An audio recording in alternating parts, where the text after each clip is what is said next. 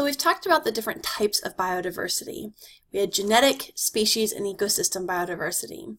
But who cares? Why do we as humans care about this biodiversity? What do we get out of it?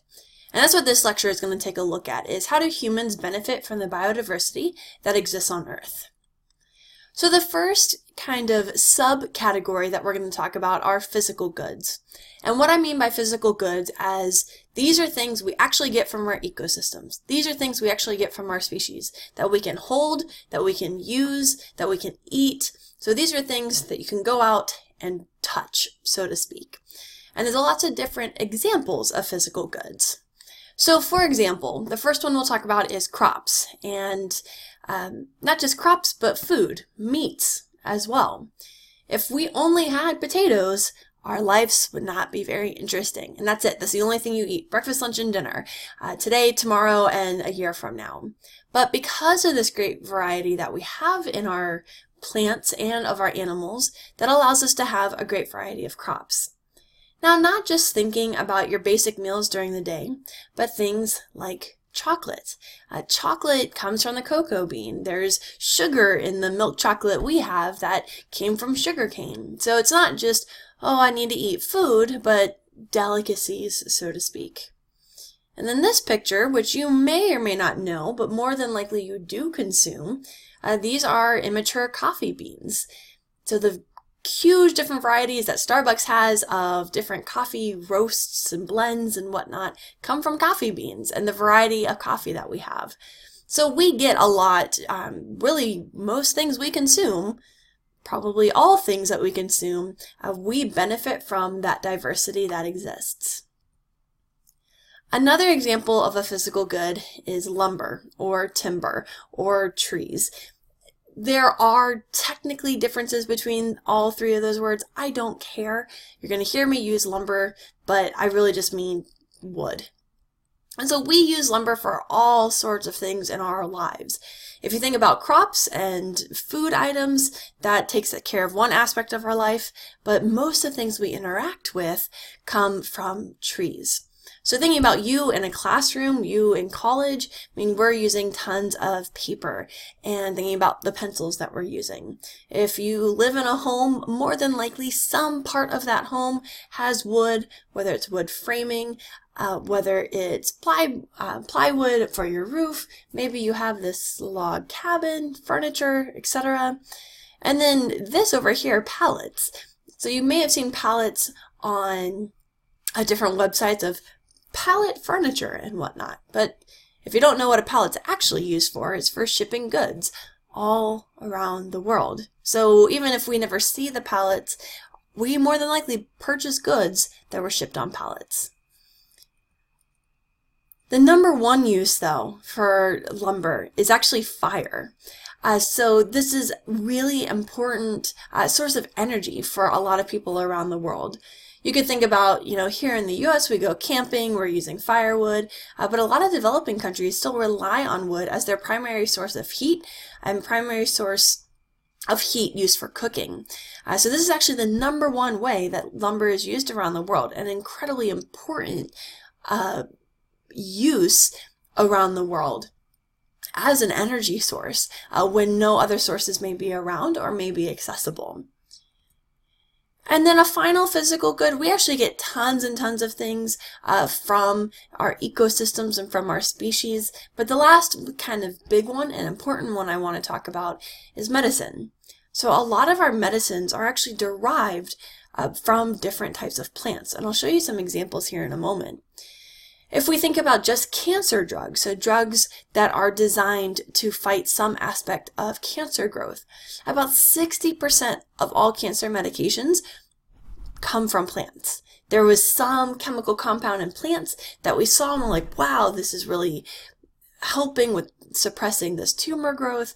So 60%, over half, come from plants. And if we didn't have these plants to begin with, who knows? Now, if we think about all the plants that we have identified around the world, less than 0.5% have even been tested for medicinal uses.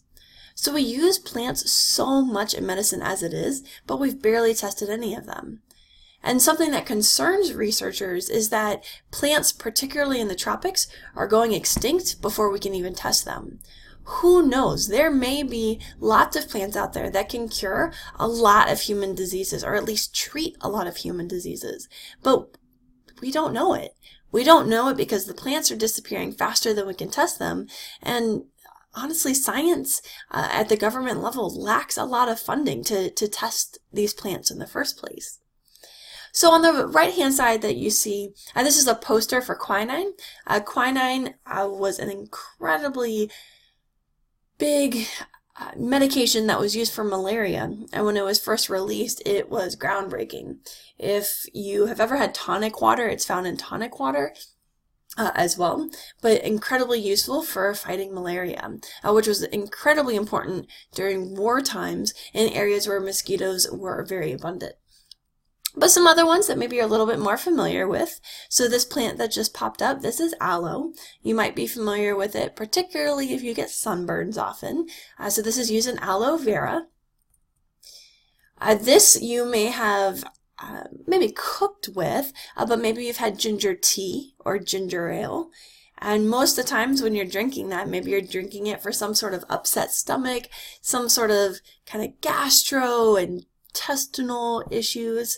So it's not only used kind of as a herbal remedy, but it is found in medications that treat that. And in this one, maybe you recognize this tree. This is a weeping willow tree. And aspirin actually is derived from the bark of the willow tree.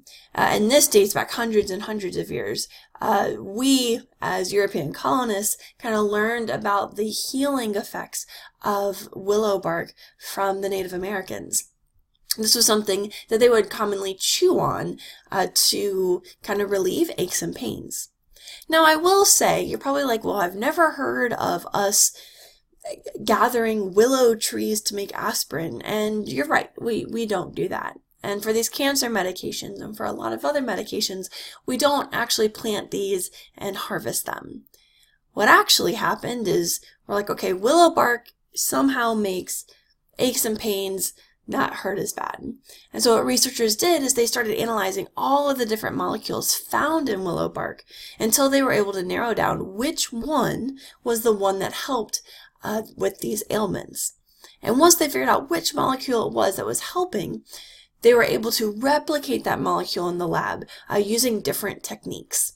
And so maybe we don't use the willow anymore, we use a lab, but if it wasn't for that willow in the first place, scientists don't just, let's just throw a little bit of this and a little bit of this and we'll drink it, see what happens.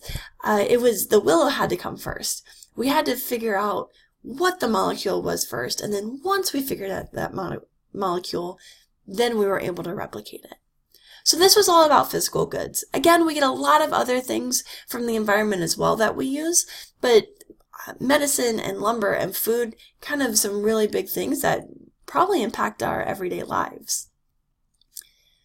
The next category of why our biodiversity matters is thinking about services. Things that happen in our ecosystem that do a service for us as humans, but maybe we can't actually hold it and grasp it. And you've actually heard a lot of these services already. So for example, pollination. So pollinators such as bees in this picture, or it could be flies, or butterflies, or moths, or birds, or a whole series of different organisms, help spread pollen from one plant to another. And it's through pollination that these plants are able to reproduce. And when they reproduce, most importantly, when it comes to humans, they produce fruit. Vegetables are a different part of the plant. Pollination is not necessary, but we do get a lot of fruits. A lot of things we call vegetables are actually fruits. So things like pumpkins and zucchini and green bell peppers, things that we're like, oh, well, that's a vegetable. We don't have to worry about it. In the biology world, those are actually fruits. They have seeds in them. But the only way they come to be is if we have pollinators. If we don't have pollinators, we don't have pollination. We don't have pollination, we don't have fruits. We don't have seeds. We don't have nuts. So incredibly important to protect our pollinators because they enable us to have this great variety of other organisms that we rely on. Another ecosystem service we get is decomposition. So taking a look, this is just an apple in different states of decomposition. If nothing decomposed, the number of dead things that would be around us would be astronomical. We probably honestly couldn't live because of the amount of dead stuff. And I don't mean just apples. Think about roadkill. Think about when a tree falls down. Think about dead grass. So decomposition not only is physically getting rid of things, but when it gets rid of things, it's actually recycling. The nutrients that were found in this apple are being broken down and made in a more usable form, and in this case, going into the ground that's right below it. And so decomposition not only gets rid of things and literally makes more space, but it's also recycling nutrients, which can be important for those crops, which can be important for trees, etc.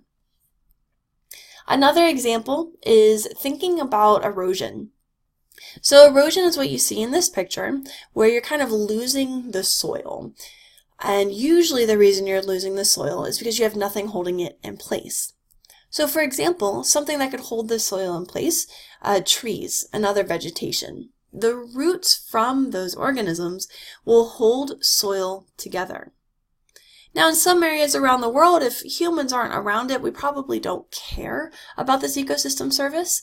But in areas that humans are around, for example, here's this road that was going along this beach side, is now more or less destroyed. And it's going to take a lot of money, hundreds of thousands of dollars to repair this road. All because we just didn't supply this kind of cliffside, small cliffside, with tree roots.